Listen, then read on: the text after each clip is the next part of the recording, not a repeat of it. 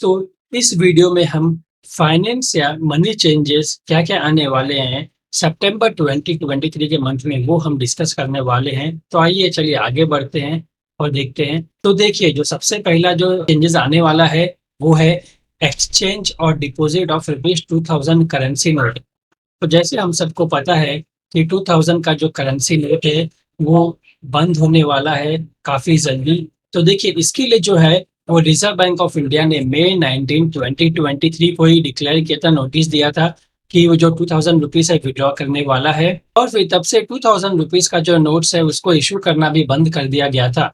और इसके लिए आरबीआई ने टाइमलाइन दिया था 4 महीने का, जो मई से लेकर सितंबर तक था। उसके बीच में हम, अगर हमारे पास जो 2000 रुपीज़ का नोट्स है उसको हम एक्सचेंज कर सकते हैं या फिर बैंक में जाके डिपॉजिट कर सकते हैं।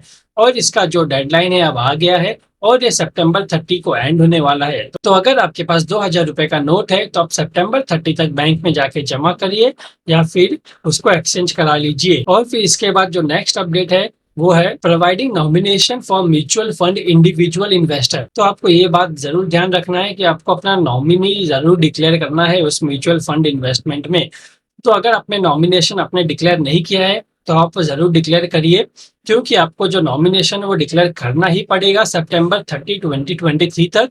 या फिर अगर आप नॉमिनेशन डिक्लेयर नहीं करना चाहते हैं तो आप उससे ऑप्ट आउट कर सकते हैं, उसका भी आप कंफर्मेशन जाके दे सकते हैं अपने म्यूचुअल फंड के अकाउंट में।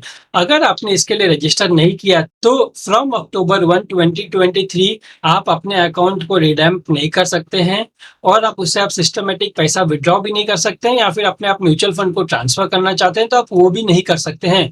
तो आपको नॉमिनेशन डिक्लेयर करना काफी जरूरी है सितंबर 30 2023 तक।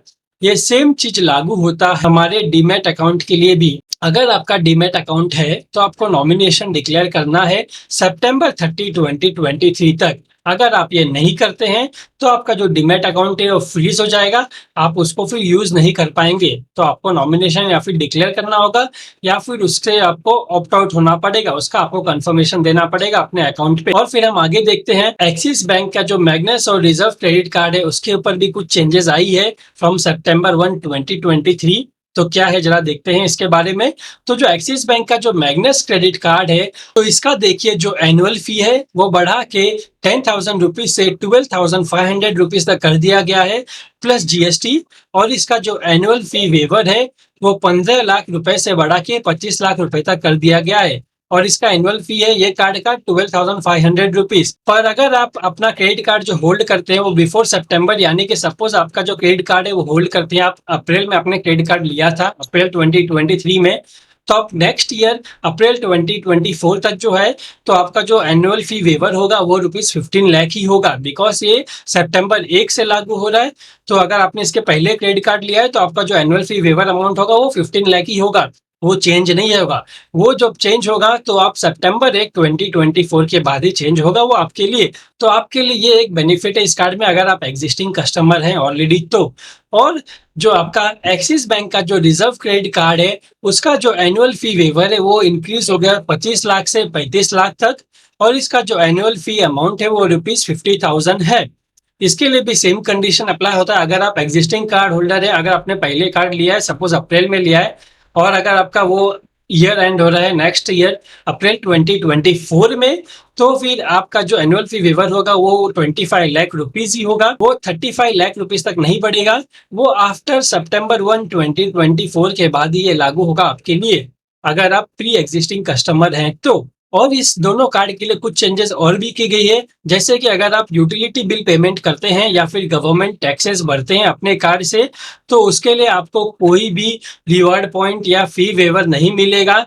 अगर आपको वो पहले मिलता था तो अब वो नहीं मिलेगा, इसमें भी चेंजेस की गई है। अगर आप होटल या जो एयरलाइन पॉइंट को जो पहले आप यूटिलाइज करते हैं तो इस कार्ड में वो 5:4 होता था, अब उसको चेंज करके 5:2 कर दिया है। यानी कि अगर आप जो अपना रिवार्ड पॉइंट है, जो 5 रिवार्ड पॉइंट है, अगर आप उसको पहले एक्सचेंज करते थे तो आपको उसके बदले 4 पार्टनर पॉइंट्स या माइल्स पॉइंट मिलते थे, मगर अब वो चेंज होकर सिर्फ 2 पार्टनर पॉइंट्स या माइल पॉइंट हो चुके हैं। और अगर आप बरगंडी कस्टमर हैं तो फिर आप 5:4 का रिवार्ड पॉइंट ही इसके लिए यूज कर सकते हैं। अब बरगंडी कस्टमर का मतलब क्या होता है? तो बरगंडी कस्टमर वो होते हैं जिनके अकाउंट में क्वार्टरली 10 लाख रुपीस होते हैं, तो उन्हें ही बरगंडी कस्टमर या एक्सिस वेल्थ कस्टमर कहा जाता है। और अगर आप मैग्नस क्रेडिट कार्ड के होल्डर हैं, तो फिर आपको कोई भी वेलकम बेनिफिट वाउचर अब आगे से नहीं मिलेगा, जो पहले मिलता था 12,500 रुपीज का। मगर अगर आप बरगंडी कस्टमर हैं, तो आपको वेलकम वाउचर मिलेगा 5,000 रुपीज का। और आपको जो पहले 25,000 रिवार्ड पॉइंट्स मिलता था मंथली 1 लाख रुपए स्पेंड करने के बाद, वो अब नहीं मिलेगा। और इसके बदले आपको एवरी मंथ ₹200 स्पेंड करने पे मिलेगा 12 रिवार्ड पॉइंट्स, वो सिर्फ 1.5 लाख रुपीस तक। और अगर आप 1.5 लाख से ज्यादा स्पेंड करते हैं पर मंथ, तो उस केस में एवरी 200 रुपीज स्पेंड करने पे आपको 35 रिवार्ड पॉइंट्स मिलेगा। तो इसमें ये चेंजेस की गई है। जो पहले 25,000 रिवार्ड पॉइंट मिलता था, उसके बदले आपको 12 रिवार्ड पॉइंट मिलेगा एवरी 200 स्पेंड करने पे। और आपको 35 रिवार्ड पॉइंट्स मिलेगा अगर आप 1.5 लाख से ज्यादा खर्च करते हैं तो उस मंथ में। मगर अगर आपने 1 लाख रुपए स्पेंड अगस्त महीने में किया है, तो आप एलिजिबल है 25,000 रिवार्ड पॉइंट के लिए, तो आप उसका बेनिफिट जरूर उठा सकते हैं।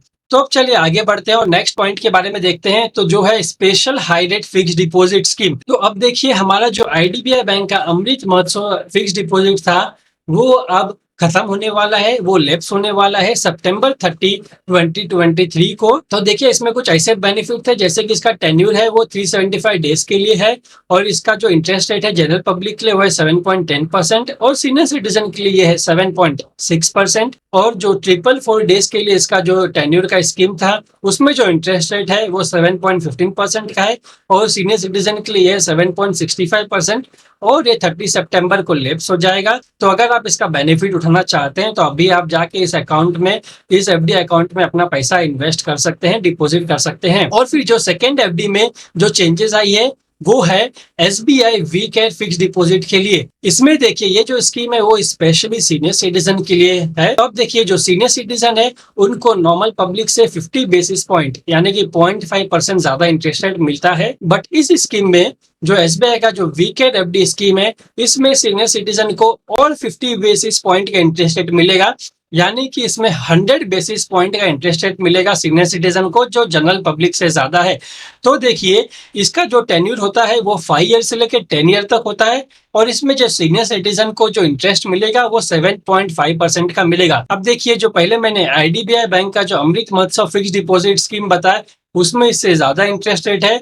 तो आप चाहिए तो उस बैंक का आप बेनिफिट उठा सकते हैं। और फिर हमारा जो नेक्स्ट स्कीम है वो है स्मॉल सेविंग स्कीम डिपॉजिटर। इसमें देखिए, जो हमारा पोस्ट ऑफिस में स्मॉल सेविंग डिपॉजिट होता है, जैसे कि पीपीएफ अकाउंट, हमारा सीनियर सिटीजन सेविंग स्कीम, हमारा एनएससी, या कोई भी जो हमारा पोस्ट सेविंग में अकाउंट होता है, उसको स्मॉल सेविंग अकाउंट कहते हैं। और ये गवर्नमेंट बैक्ड होता है, तो इसमें जो रिस्क है काफी कम होता है। तो अब देखिए, इसमें जो मिनिस्ट्री ऑफ फाइनेंस है ना, उसने ये डिक्लेयर किया है, कहा है कि हमको जो हमारा आधार कार्ड है वो इससे लिंक करना है हमको सितंबर 30, 2023 तक। अगर वो हम नहीं करते हैं, तो हमारा जो अकाउंट है फ्रोजन हो जाएगा। उसके बाद जो हमको है, इसमें इंटरेस्ट रेट नहीं मिलेगा, हम इसमें से पैसा नहीं निकाल सकते हैं। और अगर हमारा अकाउंट मैच्योर होता है, तो फिर हमारा जो मैच्योरिटी अमाउंट है हमारे इस अकाउंट में नहीं आएगा। तो अगर आपने इसमें अपना आधार कार्ड लिंक नहीं किया है, तो आप तुरंत पोस्ट ऑफिस जाइए और इसमें अपना आधार कार्ड लिंक करिए। और अगर आपने अपना पैन कार्ड भी अकाउंट से लिंक नहीं किया है, तो आप वो भी कर लीजिए। अगर आपके अकाउंट में 50,000 रुपीज है, तो आपको अपने अकाउंट में पैन कार्ड सबमिट करना काफी जरूरी है।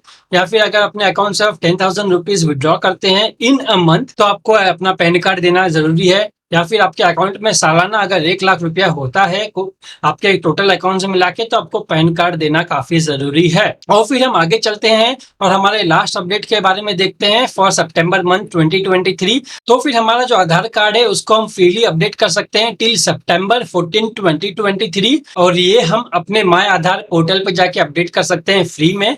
और अगर हम यही चीज आधार कार्ड सेंटर पे जाते हैं, जैसे कि पोस्ट ऑफिस सेंटर पे या कोई भी आधार कार्ड के सेंटर पे जाते हैं, तो वहां पे हमको 50 रुपीज फीस देना पड़ता है कुछ भी चेंजेस या अपडेट करने के लिए। और आफ्टर सितंबर 14 23 अगर हम हमारा आधार कार्ड अपडेट करते हैं ऑनलाइन भी माय आधार पोर्टल पे, तो वहां पे भी हमको 50 रुपीज फीस पे करना होगा। तो बेहतर यही होगा कि अगर आपको अपना आधार कार्ड अपडेट करना है, जैसे कि आपको नंबर अपडेट करना है, अपना फोन नंबर, आपको अपना एड्रेस अपडेट करना है, अगर आपने एड्रेस चेंज किया है तो, अगर आपको अपना नाम अपडेट करना है तो आप तुरंत सितंबर 14 तक अपडेट कर लीजिए, जो कि फ्री है। उसके बाद आपको 50 रुपीज चार्ज लग सकता है।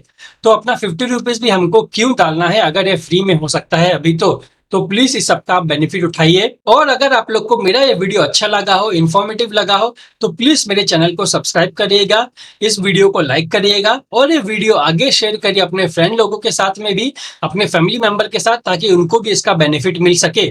Thank you.